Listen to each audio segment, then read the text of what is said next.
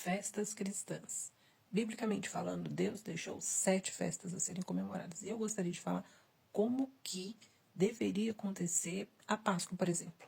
Na minha cabeça, cristão não deve comemorar a Páscoa com o uso de chocolates e coelhos, tendo em vista que os coelhos e os ovos são símbolos de fertilidade, ou seja, são coisas pagãs. Você em algum momento já deve ter se perguntado: o que tem a ver o ovo com o coelho? O coelho não bota ovo. Como que introduziram o coelho e o ovo na Páscoa? E você já deve ter ouvido falar também, ou você faz isso, alguém da sua família faz isso, de não comer carne durante os 40 dias que antecedem a Páscoa.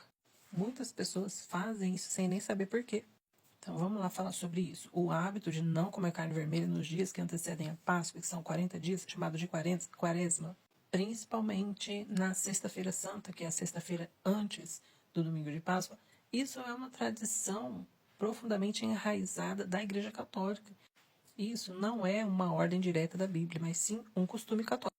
A Sexta-feira Santa, ela é comemorada, ela é lembrada como a crucificação e a morte de Jesus. E no domingo de Páscoa é comemorado a ressurreição. Eu não sei se outras religiões ou crenças fazem isso, mas a Igreja Católica evita comer a carne vermelha como sinal de luto, de penitência, durante os 40 dias que antecedem a Páscoa. Mas, em Êxodo, no capítulo 12, a Páscoa original ordenava justamente o consumo de carne assada, o cordeiro, como um símbolo de celebração, força para a jornada e proteção pelo sangue nos umbrais da porta. É claro que hoje não seria necessário mais o sangue do animal nas portas e janelas.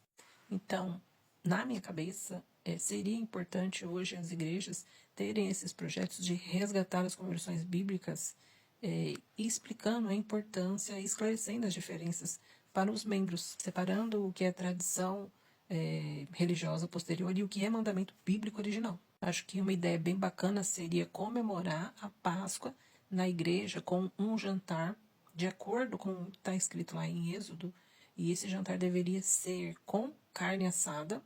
Embora o cordeiro seja de valor elevado, substituir essa carne por frango ou por carne de boi mesmo, mas a carne assada para ervas amargas, que significa o simbolismo do amargor e da libertação do povo da escravidão do Egito, com o pão sem fermento, que o fermento ele simboliza o pecado. Então, por isso que o correto seria utilizar esses 3 elementos: o pão sem fermento, a carne assada no fogo e as ervas amargas, e ser explicado o significado de tudo isso. Eu acho que seria bem bacana explicar para as pessoas o significado, como que surgiu, né, a introdução do coelho, do ovo, do chocolate, e o que tudo isso significa, que é prática pagã, de onde que surgiu isso, como que isso surgiu e por que a igreja não deve comemorar a Páscoa como é hoje, com coelho, com ovo, com essas coisas. E após a comemoração da Páscoa, já seria introduzida aí a festa dos pães asmos, que está lá no livro de Levíticos, no capítulo 23, e teria duração de 7 dias após a Páscoa. E durante esses 7 dias, as pessoas comiam pão sem fermento, pão asmo. Tá, e aí vem a explicação. Por que a festa dos pães sem fermentos? Porque lembra a pressa com que o povo saiu do Egito. Não houve tempo para o pão crescer. E espiritualmente representava a purificação e a separação da corrupção do Egito. E como poderia ser adaptada para o dia de hoje na igreja cristã?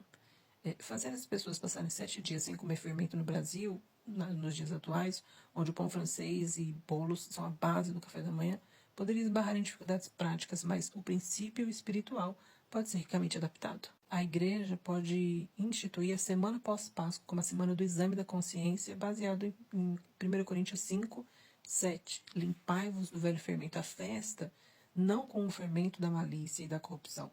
Os membros seriam desafiados a identificar e eliminar fermentos espirituais de suas vidas focadas em fofoca, orgulho, pornografia, desonestidade. O desafio dos 7 dias do jejum das redes sociais ou entretenimento.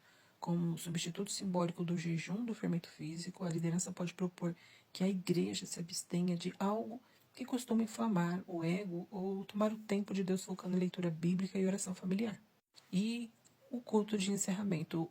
O primeiro e o 7º dia eram da Santa Convocação.